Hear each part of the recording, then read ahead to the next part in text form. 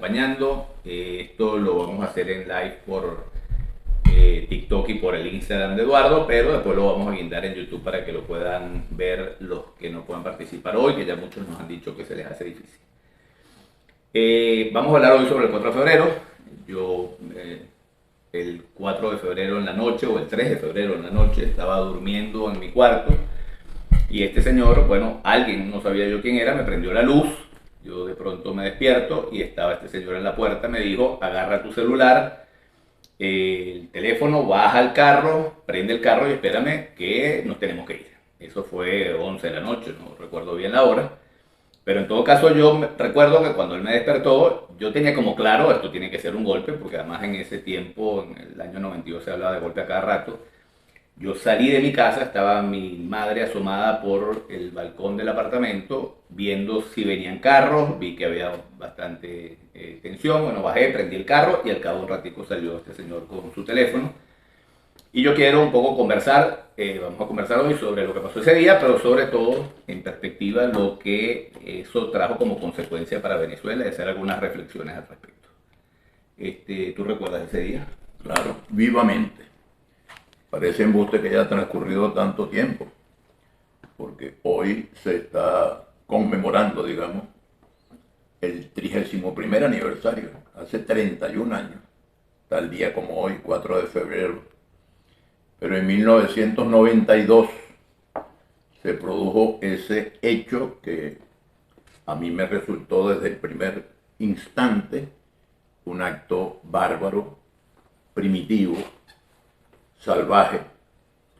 Un grupo de oficiales de la Fuerza Armada con nocturnidad y alevosía, que son los agravantes del Código Penal, intentaron contra la democracia, contra la institucionalidad, contra la Constitución.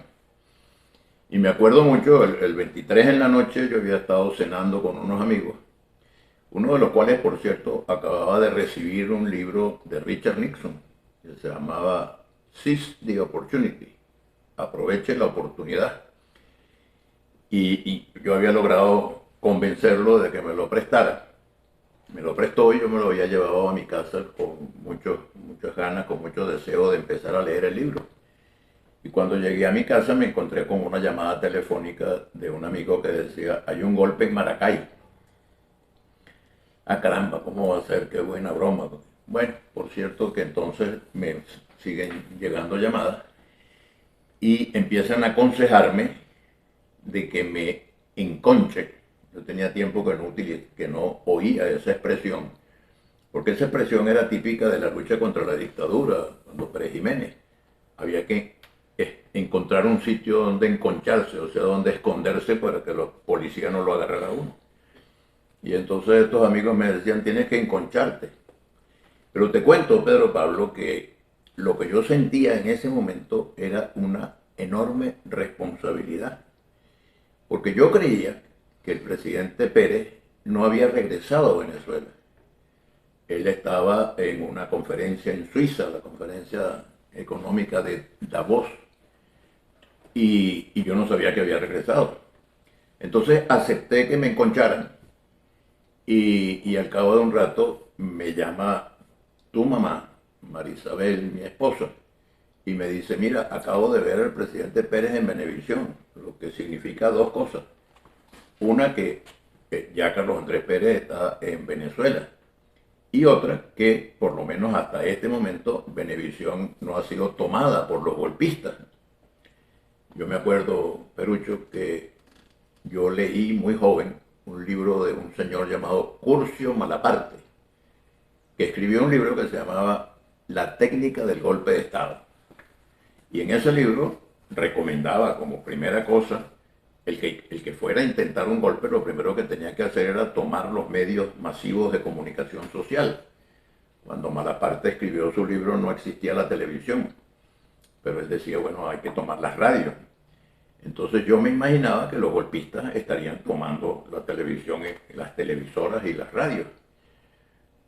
pero estaba pensando, bueno, ¿qué es lo que debo hacer con la información que me dio tu mamá de que Pérez había salido por la televisión y de que Venevisión, por lo menos hasta ese instante, no estaba tomada? Yo dije lo siguiente: yo tengo que hablarle al país. Había habido las elecciones de 1988 donde habíamos competido Carlos Andrés Pérez y yo. Él había sacado un poco más del 50% de los votos, yo había sacado un poco más del 40% de los votos, y yo sentía que en ausencia de Pérez, la persona más responsable de hablarle al país frente a los acontecimientos que se estaban desarrollando era yo.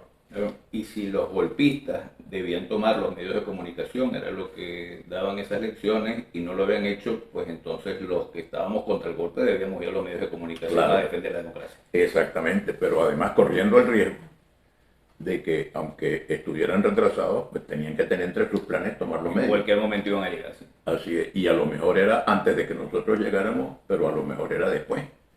Entonces te pedí que me llevara. Por cierto, yo recuerdo, yo estaba muy chamo, yo tendría 20 años en ese año.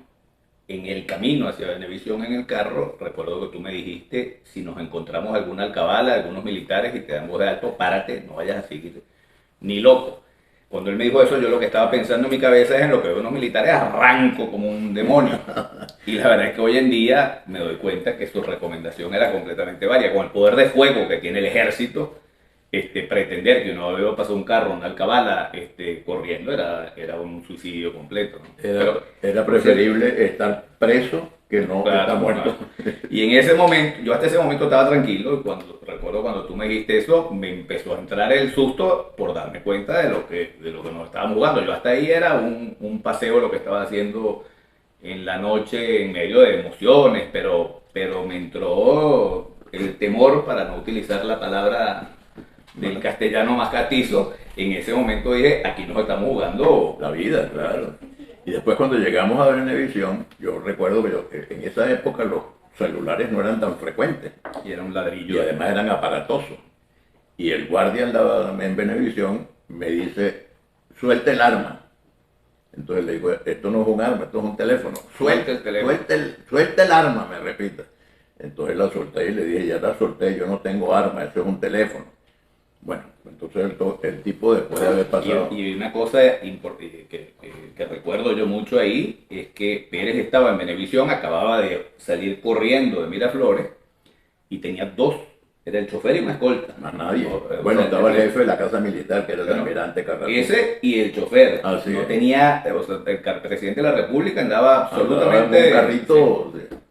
Bueno, recorriendo las calles desiertas de la ciudad en ese momento. Y bueno, tuvo la suerte de que en efecto los golpistas fueron tan torpes que no se ocuparon de tomar ni a Venevisión ni a Radio Caracas Televisión, que en ese momento eran las dos plantas más importantes en el país. Entonces, sigo hacia adentro y creo recordar que quien me abrió una puerta para que accediera a los salones de Venevisión fue Valeriano Umpierre, que era un periodista muy representativo de Venevisión. Y entonces le dije: yo quisiera tener la posibilidad de hablarle al país. Entonces me llevaron a un estudio. Me acuerdo que cuando hablo digo: son las 2 de la mañana, para que la gente supiera que eso que yo estaba diciendo lo estaba diciendo en ese momento. La gente podía haber visto su reloj y dice: bueno, dice que son las 2 de la mañana. Y entonces yo dije: mire, esto es una cosa bárbara, esto no tiene sentido. En primer lugar, una traición al juramento que los militares dan de sostener, respetar y defender el orden constitucional. Esa es una de las funciones de la Fuerza Armada. En ninguna parte, en ninguna constitución del mundo, dice que la Fuerza Armada tiene derecho a evaluar a un gobierno, a llegar a la conclusión de que ese gobierno no es bueno, a quitarlo y a ponerse ellos en lugar del gobierno. Los gobiernos en un país civilizado los pone la voluntad popular. Todos los ciudadanos con sus votos los que contribuyen a formar el gobierno y y a darle legitimidad al gobierno. No unos tanques de guerra ni unas ametralladoras. O sea que ese día, cuando tú entraste en el estudio, yo me quedo afuera con mucha gente que había ido a Venevisión, que había hecho lo mismo, visto que había conversado Pérez, se habían acercado a Venevisión, tú hablas ahí y bueno, le hablas a los soldados y a los oficiales, le dices su obediencia es para con la Constitución, no puede ninguna orden de ningún oficial quebrantar el juramento que ustedes han hecho a la Constitución. Ese discurso se ha transmitido mucho. Yo recuerdo que yo lo vi junto con todo el mundo, que no estábamos en el salón, sino lo veíamos en una pantalla, y aquello fue una algarabía. La gente decía, bueno, este señor se grabó de estadista, que qué nobleza, que valentía al defender la democracia, y yo estaba eufórico. Yo me acuerdo que a mí se me quitó ese sentimiento eufórico cuando te vi a ti, y recuerdo un comentario que me hiciste en ese momento, donde me dijiste, la frase fue, hoy comienza mi calvario. Tú estabas perfectamente consciente, Pérez estaba en las encuestas terribles, Muy mal, muy devaluado. estaba hasta peor que Maduro.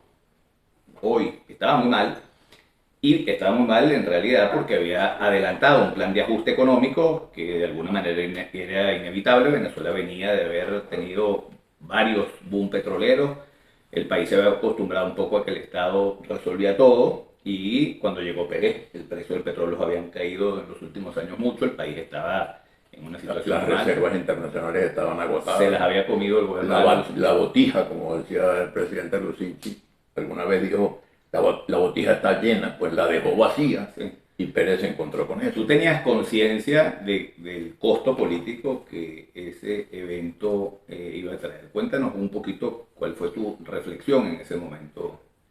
Mi reflexión fue la siguiente: yo sé que el presidente es muy impopular en este momento, que el gobierno es muy impopular. Sé también que las acusaciones que se hacen contra el gobierno tienen mucho fundamento. Por ejemplo, se hablaba de corrupción. Había corrupción. Por cierto, lo que ha venido después del golpe, y cuando los golpistas lograron llegar al poder por la vía electoral, ha sido una corrupción que es espantosamente mayor que la que existía entonces. Había injusticia social, es decir, minorías muy opulentas y mayorías depauperadas. Y la gente decía, ¿cómo es que yo vivo en un país que tiene fama de ser rico y a mí no me llega la riqueza? El presidente Pérez, por cierto, estaba tomando muchas de las medidas que había que tomar. Tan las había que tomar que el gobierno que lo sucedió después, encabezado por el doctor Caldera, que tanto había criticado al gobierno de Pérez, sin embargo, aconsejado por Teodoro Petkov, tuvo que tomar la misma medida, y dijo, solo Dios sabe lo que me cuesta tomar estas medidas, pero tomó las medidas. Entonces, un poco tarde y un poco mal. Pérez estaba haciendo un esfuerzo de cambio, pero yo había aconsejado al país, y al propio Pérez, por cierto, en alguna oportunidad conversé con él y le dije, a usted no le conviene volver a ser presidente. En estos días está circulando un film biográfico de Pérez después que dejó la presidencia, y hay un momento en que dice, fue un error mío haberme empeñado en volver a ser presidente. Bueno, pues yo se lo había advertido antes, porque los cambios que había que hacer en Venezuela se parecen mucho a los que estaba intentando él con la colaboración de Miguel Rodríguez, que era su ministro jefe de Cordiplan, y de Pedro Tinoco, que era el presidente del Banco Central de Venezuela. Pero él había sido un hombre formado en el socialismo. Era en ese momento incluso vicepresidente de la Internacional Socialista. Y el programa era obviamente un programa liberal, un programa de racionalidad económica. Entonces no se le explicó al país suficientemente, no se logró, no se cumplió con la tarea que tenían que haber llenado de explicarle a los venezolanos las medidas que había que tomar, por qué había que tomarlas y las consecuencias. Ya estaban empezando, por cierto, a dar fruto positivo. Pero entonces el golpe fue muy popular. Ahora yo cuando actué dije, esto no es problema de si es popular o no es popular el golpe. Además, yo en este momento estoy cumpliendo un deber que no tiene nada que ver con mi proyecto político personal. Yo estoy cumpliendo un deber con Venezuela y con los venezolanos. defender la Constitución y defender la democracia es mi obligación. No sé cuál será el costo político, por eso cuando te dije comienza mi calvario, es porque estaba seguro de que al día siguiente sería mucha la gente que me criticaría y que dirían este es un traidor, porque este estuvo contra Pérez y ahora que los militares quieren tumbar a Pérez, entonces defiende a Pérez. Pues bueno, yo había aconsejado al país de que no votaran por Pérez, la mayoría votó por Pérez, entonces Pérez no podía salir de la presidencia de la República sino por los mecanismos previstos en la Constitución Nacional. Yo creo, por cierto, aprovecho para decirlo en esta conversación, que fue un error elegir a Pérez, pero hubiera sido una tragedia que saliera derrocado por un golpe militar. Y creo que fue un error no haberle permitido que terminara su periodo constitucional y haberlo sacado como lo sacaron. Error porque no era la persona. Fíjate que la campaña electoral en la que competimos, Pérez y yo me siento muy honrado de haber tenido semejante contrincante. En esa campaña electoral, Pérez consiguió muchos votos en el entendido y haciendo que la gente creyera que si él ganaba las elecciones, volvían los tiempos de la Venezuela Saudita de 1974. La gran Venezuela. La gran Venezuela, cuando los precios del petróleo aumentaron en el mercado internacional y el gobierno venezolano pudo disponer de enormes cantidades de dinero. Entonces, él le dijo a la gente, voten por mí para regresar al 74, y eso era absolutamente imposible. Quien quiera que ganara, él o yo, íbamos a tener que hacer un gobierno de austeridad, porque la situación era radicalmente distinta a la del 74. Ahora, como yo no había sido presidente antes, ni podía decirle a la gente, voten por mí para regresar a una época de bonanza, yo le explicaba a la gente, el país está entrando en una etapa distinta, la superación del modelo rentista petrolero. Ahora tenemos que diversificar la economía y hacer otras cosas diferentes. Sí, esta campaña, la campaña que además tiene mucha vigencia hoy, esa campaña en el 88, recuerdo que Pérez lo que decía era voten por mí y regresamos a la Venezuela Saudita con el Estado que resuelve todo. Y tú ibas haciendo campaña diciendo la clave para salir adelante es la educación, es la capacitación, hiciste un énfasis en la educación muy grande, pero además le decía a la gente, el país lo vamos a hacer grande con el esfuerzo de todos, con el sacrificio de todos, la gente tiene que superar la pobreza con su propio esfuerzo. Esa propuesta y la otra es vamos a regresar a la Venezuela Saudita y vamos a resolver todos los problemas, era como difícil. Y además él tenía una ventaja muy grande porque decía, ustedes se acuerdan que cuando yo fui presidente vivimos jauja. Entonces voten por mí para que volvamos a vivir esa época. Invitó al país a una fiesta y lo llevó a un velorio, porque además cometió el error de tomar posesión en medio de una coronación.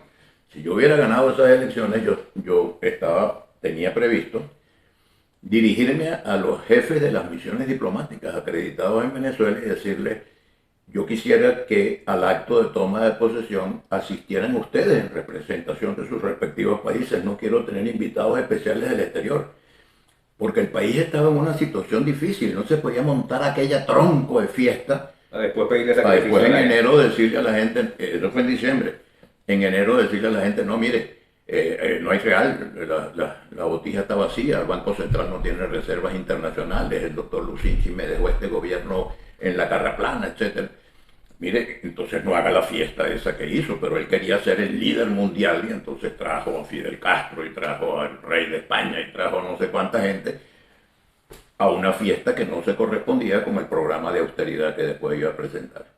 Pero entonces, a conciencia de todo eso, mi deber era recordarle a los venezolanos que en una democracia los problemas de la democracia se resuelven con más democracia y no con menos democracia. Un golpe militar para mí era el primer paso para instaurar en Venezuela una dictadura militar. Y creo que alguna vez te he contado una conversación que yo tuve con mi papá. Cuando yo tenía 16, 17 años empecé a meterme en una conspiración contra la dictadura de Pérez Jiménez. Los estudiantes fuimos la vanguardia en la lucha contra esa dictadura.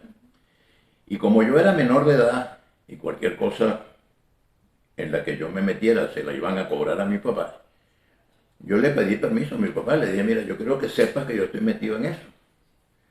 Yo pensaba que a lo mejor mi papá me decía, mira, mucha prudencia, o me decía, mira, no te metas en eso, o me decía, sí, métete. Bueno, y mi papá me dijo, métete, porque fíjate esto, y oigan todos los que están viendo esta conversación. Me dijo mi papá, yo nací bajo la dictadura de Cipriano Castro. Crecí bajo la dictadura de Juan Vicente Gómez, que duró 27 años, por cierto. Y si ustedes, los jóvenes venezolanos, no hacen algo, me temo que voy a morir bajo la dictadura de Marcos Pérez Jiménez. Yo dije, caramba, el 4 de febrero yo pensaba para mis adentros, yo no puedo darle cuenta a mi papá de que volvimos a la dictadura. Un golpe militar conduce a la dictadura. No pudieron, no tuvieron éxito, pero si lo hubieran tenido, qué tragedia si hubiera caído sobre Venezuela. ¿Cuántos fusilados? ¿Cuántos muertos? ¿Cuántas prisiones? ¿Cuántos encarcelamientos? Como pasó en Chile cuando el general Pinochet dio el golpe contra el presidente Salvador Allende. Ahora, entonces en esa coyuntura yo no me podía poner a calcular, esto me van a aplaudir mañana en la calle o me van a pitar. Simplemente, ¿cuál es mi deber? Yo me puse a pensar. Y además con la preocupación de que andaba con mi hijo, con uno de mis hijos, y además tuvimos la compañía de tu mamá, porque una persona que trabajaba conmigo, Ángel Hernández se llamaba, buscó a tu mamá en la casa y se fueron los dos para Venevisión y nos acompañaron en Venevisión. Bueno, de Venevisión, por cierto, tú te fuiste a Miraflores al final, terminaste allá, primero te quedaste haciendo unas llamadas, pero mi madre y yo terminamos en casa de Juan Carlos y Santiago Álvarez Espinosa, los hijos de Osvaldo Álvarez Paz, que son grandes amigos, muy queridos, y Osvaldo estaba preso en el Zulia, que le había tomado Arias Cárdenas, ¿no? Se había tomado su residencia, la residencia donde estaba Osvaldo con su esposa y sus hijas, chiquitas. Y nosotros, mi madre y yo, fuimos a acompañar a Juan Carlos y Santiago, que estaban en su casa ese día. Después he tenido noticias de que el que tomó la residencia del gobernador en el Zulia fue Francisco Arias Cárdenas, que es un tipo muy decente, una persona muy decente, y parece que estuvo muy cordial con Osvaldo. Pero en todo caso, bueno, era la interrupción del hilo constitucional. Muy cordial para lo que uno podía tener, porque se le metió en la casa con un montón de soldados armados. Claro. Entonces ustedes se pararon allá. Yo me acuerdo que yo hice un gran esfuerzo para comunicarme telefónicamente con Osvaldo, porque me angustiaba que estuviera preso y quién sabe qué más que preso allá. Ahora, una anécdota divertida que estaba recordando ahora, porque por aquí estaba una bandera de un país amigo. Cuando yo vi la grabación de Pérez, la grabación de lo que Pérez había dicho en su primer mensaje, lo vi que no salió bien, pues no estaba dueño de la situación, estaba un poco despeinado, estaba nervioso, pues, y natural, ¿no? Había salido por casualidad de la casona, justo antes de que empezaran a bombardear la casona. Estaba empezando a dormir, después de haber regresado un viaje larguísimo. Y de Miraflores había salido corriendo por la puerta de atrás. Y entonces, yo digo, esto hay que volverlo a hacer, enviar un nuevo mensaje con mayor serenidad, con mayor solemnidad, y aconsejé que se colocara una bandera de Venezuela al lado del presidente, para que el presidente hablara con la bandera de Venezuela al lado. Bueno, fueron a buscar en eso que los depósitos de Venevisión y tal, y regresaron como una bandera. Y cuando ya van a salir al aire, les digo, mira, esa bandera está muy bonita, pero esa no es la de Venezuela, esa bandera es de Colombia. Y hubiera sido dramático que saliera la imagen del presidente con una bandera de Colombia, porque los golpistas habrían dicho, ya este se fue corriendo. Con todo lo que a Pérez lo acusaban. Y además de eso, ¿no? Pero además habrían dicho, no, este hombre ya se fue. Fíjense que está hablando desde Colombia, la bandera es colombiana. Bueno, yo sé que Pérez quería mucho Colombia, yo también he tenido siempre un gran afecto y un gran respeto por Colombia, pero no era la bandera de Colombia la que tenía que estar ahí, era la de Venezuela. No, en ese momento. Mira, ¿tú quieres hacer alguna reflexión final claro. Proyectando hacia el futuro? ¿Qué lección nos deja? ¿Qué podemos aprender? ¿Qué reflexión podemos hacer? La primera reflexión es que la violencia nunca resuelve nada. Es la inteligencia, es la democracia, es la civilidad la que tiene que resolver los problemas. Hoy en Venezuela, como consecuencia de lo que pasó ese 4 de febrero de 1992, estamos viviendo un momento terrible. Ojalá este momento que estamos viviendo podamos resolverlo por la vía civilizada, democrática, constitucional, electoral y no por la vía de la violencia. En segundo lugar, que la Fuerza Armada venezolana es una institución muy respetable y muy necesaria, pero siempre y cuando no se inmiscuya en problemas políticos. Es mentira que el grado superior en la Fuerza Armada es presidente de la República. No, el grado superior en la Fuerza Armada será general en jefe, pero no presidente de la República. La Fuerza Armada no está hecha para gobernar, porque la cultura militar es una cultura de obediencia, de no deliberancia, precisamente porque están armados. En cambio, la cultura democrática, que es la que se necesita para gobernar un país, es por definición deliberación, discusión, acuerdos, entendimientos. Mire, la Fuerza Armada es, repito, una institución muy respetable, pero no está concebida para gobernar a un país. Tiene que estar al servicio de la nación. Y como dice la Constitución, debe ser una institución profesional, no partidista, al servicio de la nación y nunca al servicio de un partido político y tampoco al servicio de un caudillo. El presidente de la República debe cumplir la función de comandante en jefe de la Fuerza Armada, pero eso no significa que la Fuerza Armada vaya a estar subordinada a los caprichos del presidente. Como comandante de la Fuerza Armada, el primer deber es acatar y guardarle el respeto a la Constitución. Entonces fue un acto de deslealtad también en la política y en la vida venezolana en general. Debemos aprender a respetar el valor de la palabra empeñada, de la lealtad. Esos oficiales que condujeron a esos pobres soldados que ni siquiera sabían a qué iban y de pronto le dieron dispare contra la residencia presidencial. ¿Por qué? Bueno, porque está invadida por extraterrestres y entonces los pobres soldaditos disparaban para allá sin saber qué estaban haciendo. Entonces yo creo que hay una lección bien importante que es el respeto a la palabra empeñada. Si yo juré respetar la Constitución, yo tengo que respetar la Constitución y bajo ningún pretexto podemos.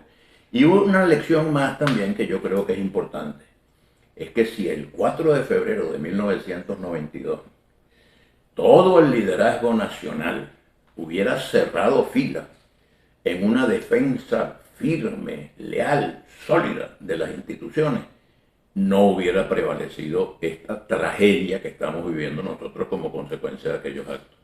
Pero hubo muchos sectores que intentaron politiquear con aquello que estaba pasando precisamente porque sabían que Pérez estaba debilitado por su gestión de gobierno, que el gobierno tenía puntos muy bajos. El propio presidente no tenía el respaldo de su partido porque su partido estaba muy desconcertado con lo que estaba haciendo el gobierno y pasó lo que pasó. Entonces los venezolanos desgraciadamente estamos pagando un precio escandalosamente elevado como consecuencia de aquel acto bárbaro, primitivo y salvaje.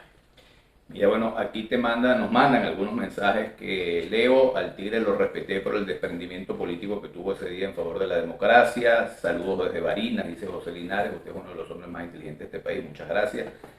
Creo que a Venezuela le hace falta una oposición más activa de un demócrata como Eduardo Fernández. Muchas gracias, Méndez.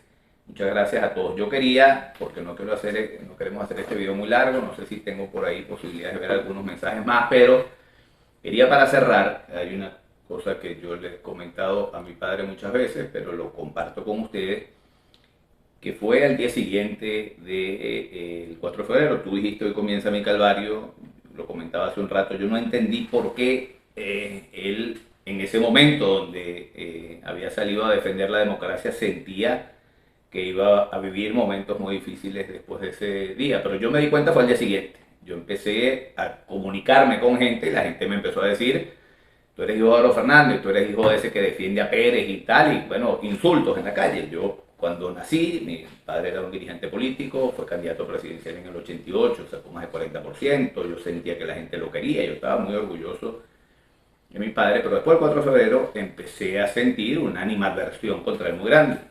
Por cierto que después de la elección del 88, en todas las encuestas que se iban haciendo, parecía que después de Pérez, Eduardo Fernández iba a ser el presidente hasta el 4 de febrero, donde su respaldo a la democracia le provocó un costo político muy grande. Pero yo recuerdo que en esos momentos donde yo salía a la calle y me enfrentaba con eso, yo estudiaba en la Universidad Central, que era unido además de la izquierda, y recibí cualquier cantidad de insultos de mucha gente y de situaciones desagradables. Pero yo en ese momento, ninguna de esas cosas a mí me afectó para nada porque yo sentía un orgullo gigantesco de ser hijo de Eduardo Fernández y de lo que él había hecho ese día, cómo se había jugado por la democracia, cómo había puesto los intereses del país por encima de los intereses propios. Y todo eso me dio una fuerza muy grande para que todas esas cosas no me importaran, porque mucho más era el orgullo y la satisfacción de tener como padre a un hombre que había puesto los intereses del país por encima de sus intereses personales. Yo quería decir eso públicamente, por supuesto tú lo has escuchado muchas veces. Muchas gracias, que me siento muy orgulloso de tener los hijos que tengo. Y bueno, muchas gracias a todos por acompañarnos. Y la esposa que tengo, porque Marisabel nos acompañó ese día, pero de una manera verdaderamente temeraria. Sí, sí, señor. Ahí está con gran coraje y con gran adhesión a la causa de la democracia y de la Constitución. Y creo que tenemos la tarea por delante de luchar porque Venezuela pueda ser otra vez un país donde viva en democracia, donde hay instituciones que respeten el Estado de Derecho, donde podamos convivir todos en armonía, donde las diferencias que son naturales en cualquier sociedad se puedan dirimir a través del diálogo, a través de la búsqueda de consenso. Los países, como tú lo repites siempre, cuando se dividen, se fracturan, van camino al fracaso. Los países que crecen, que se desarrollan, que progresan, son los que son capaces de construir grandes consensos alrededor de las cosas que son importantes. Y bueno, la lucha por los valores democráticos, por la democracia y por ese país con el que soñamos, que nos dé oportunidades a todos, es una lucha que no cesa. Vale la pena. Muy bien.